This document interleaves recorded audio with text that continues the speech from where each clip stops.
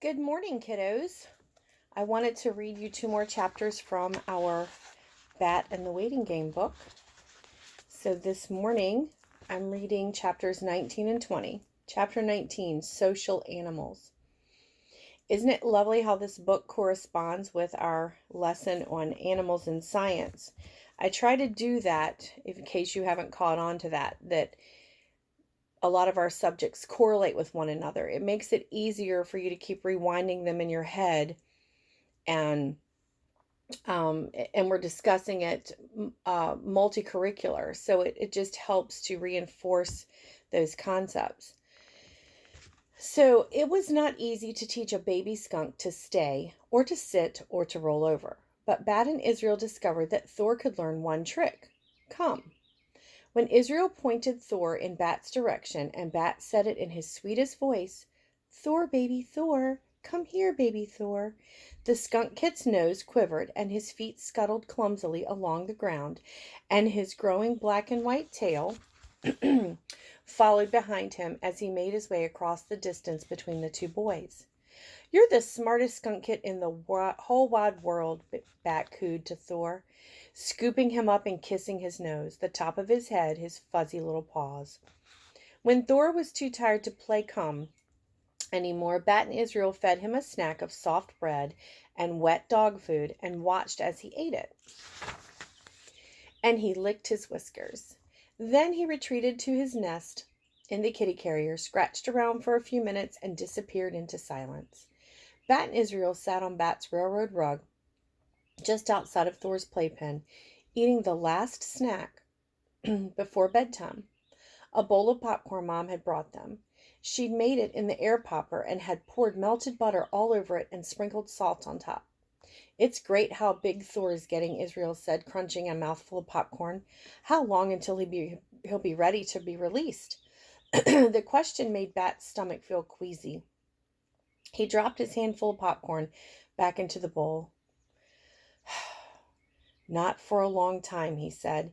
"He's still barely a toddler. You wouldn't send a toddler out into the cold night all alone, would you?" "Right," Israel said. "I know, not now. But just how long? How long do you think? A month? A year? How long do you get to keep him?" "That's a stupid question," Bat said. He stood up and brushed the popcorn crumbs off his pajamas. "Why is it stupid?" Israel asked. He was still sitting on the rug, still eating popcorn. "Because it's stupid," Bat yelled. Now, why do you think Bat's getting loud and upset? Probably because he's going to miss Thor, and rather than articulating that, he's getting emotionally upset. Actually, he knew it wasn't a stupid question. It was the same question Bat asked himself over and over every day. He asked it over and over because he didn't like the answer and kept hoping for a different one. The real answer was that Thor could stay with them until the end of the summer, when he would be nearly full grown and able to forage for food on his own. Then they would have to release him into the wild. "You know, Bat," Israel said, "sometimes you could be nicer." How could it be that just a few minutes ago Bat had been telling Israel that he was Bat's best friend, and now Israel was telling Bat that he wasn't nice? Everything had felt great, and now everything felt terrible. There was a knock on the door, and Mom poked her head in. "Boys, it's time to brush your teeth and climb into bed." "Okay, Dr. Tam," Israel said, and he got up and headed toward the bathroom. From the living room, Bat heard the happy laughter of Janie and her friends. It wasn't fair, he thought. "Mom," Bat said, "Janie's a social butterfly, and I'm a social frog." "Oh, baby." Mom didn't ask what had happened. She just stood next to Bat and put her arms around him, letting him take a step into her hug before she squeezed him tight. "It's late and you're tired," she said. "Things will look better in the morning. Things are always brighter when the sun comes up, for butterflies and for frogs." Chapter 20, Pot Throwing. The sleepover ended at noon the next day when the last of Janie's friends was picked up by her mother. "See you, Bat," said Frida. "Thank you, Janie. Thank you, Dr. Tam." The first kid to leave had been Israel. His parents had to pick him up early because they were taking a load of Cora's pottery to the farmer's market to sell, which they did every few months, and Israel had to help. It was fun, he had said to Bat before he left, but Bat couldn't tell if that was the truth or not. Bat was still embarrassed about how he had yelled at Israel the night before, but he didn't like to apologize, and anyway, Israel shouldn't have kept pushing him about when they would have to release Thor into the wild. And the next day, a dreary, drizzly sort of day, Israel didn't come to school. Maybe he is sick, Mom said. There's a cold going around. She called Israel's house to find out, and sure enough, she found out that Israel had been under the weather. That's a funny expression, Bat said. His voice felt sort of high and tight, because you can't really be under the weather or over the weather. You can only be in the weather or out of the weather, don't you think? I think, Mom said, resting one gentle hand on Bat's shoulder, that maybe you're still upset about fighting with Israel this weekend. Do you want to talk about it? I want to know what the weather will be like the rest of the week, Bat said, rolling up into the balls of his feet. You want to know whether the weather will be warm, Mom asked, squeezing Bat's shoulder. Yes, said Bat, glad that Mom wasn't going to make him talk about Israel. Israel was back in school the next day, but he had told Bat he didn't feel well enough to do anything together when they got back to his house. He disappeared into his bedroom, leaving Bat in the kitchen with Tom. I've got an idea, Tom said. How about we get our hands dirty? Bat was not a big fan of dirty hands, but he didn't feel like saying no to Tom, so he followed. He followed him out the back door, across the yard, under a sky dappled with gray clouds, and into Cora's shed. Cora was there, wrapping a vase in a thick swaddled newspaper. This one is on its way to Vermont, she told them. I just sold it. Great, said Tom. Then, want to introduce Bat to the joys of pot throwing? For a minute, Bat imagined the three of them picking up the pots off the shelves and throwing them against the walls, hearing them shatter. That's not the way it works.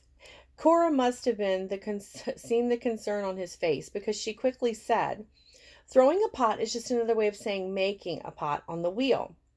It's fun, even if it is sort of sticky and slimy. Do you want to try? Actually, Bat would have preferred to go home, or go to Mom's vet clinic, or even go back to Mr. Grayson's classroom. But he couldn't go any of those places right now. He had to wait. So he sat down at the potter's wheel. Okay, he said. Outstanding, said Tom. First the clay. First the clay, Cora repeated, and she brought out a large plastic-wrapped cube of clay from under the counter. She peeled back the plastic and picked up a piece of wire with a wooden handle attached to each end. She held the wire against the cube and pulled it through, shaving off a layer of clay. She set it aside and rewrapped the cube in plastic. Then she held out the clay to Bat. Squish it into a ball, she said. Squeeze it hard to get all the air bubbles out. Bat hesitated, but finally he held out his hand and let Cora place the clay into it. It was cool, almost cold and damp. He folded it in his hands and squeezed, forming a rough ball. His hands turned a dusty gray that dried to white. He squeezed and squeezed. Great, said Tom. Now slam it down hard. Just throw it down right there on the wheel. Bat did. The whack went the clay against the wheel, flattening out in a satisfying way. Again, Cora said, so Bat picked up the clay and reformed it into a ball. There's a picture. After he threw it a second time, Tom took a turn throwing and shaping it, and then Cora pronounced it ready.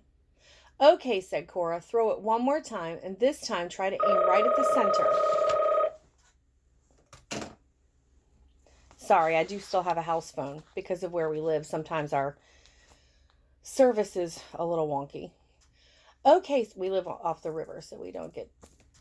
Sometimes we just have problems with the Verizon. Throw it one more time, and this time try to aim it right at the center of the wheel. Bat threw the clay. Perfect, said Cora. Now Tom will keep the wheel spinning, so you don't have to worry about that. I'll help you dry the clay.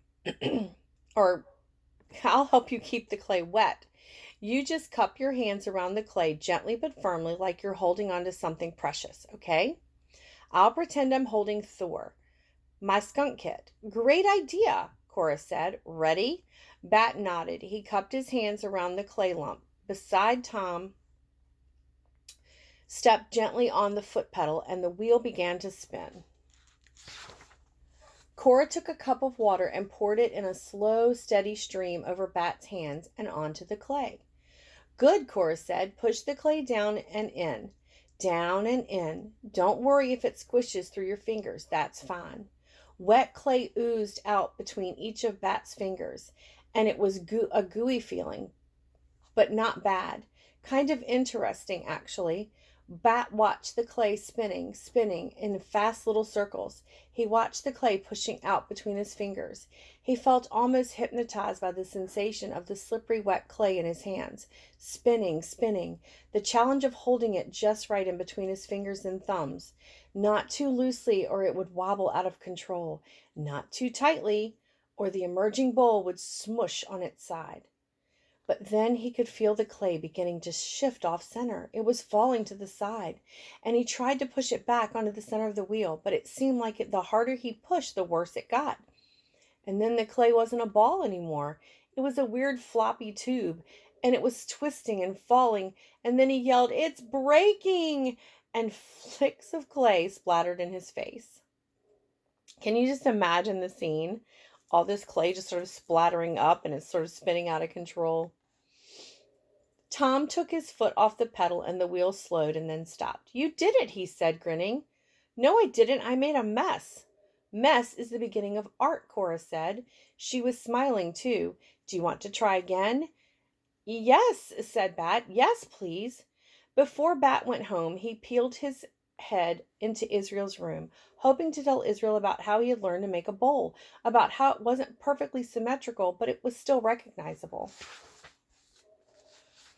and how Cora had called it creatively catawampus. Maybe he could even say something to let Israel know that he felt bad about their fight. But Israel was in his bed, his covers pulled up over his chin, his eyes closed. Working with the potter's wheel had made Bat feel so good, and he really wanted to tell Israel all about it. He almost went over to Israel's bed to see if he was really asleep or just resting. But then Tom called, "Bat, your mom is here." Bat hesitated, looking at the sweaty curls on Israel's forehead. Then quietly he backed out of Israel's room, feeling sort of lonely and disappointed that he wouldn't be able to say goodbye.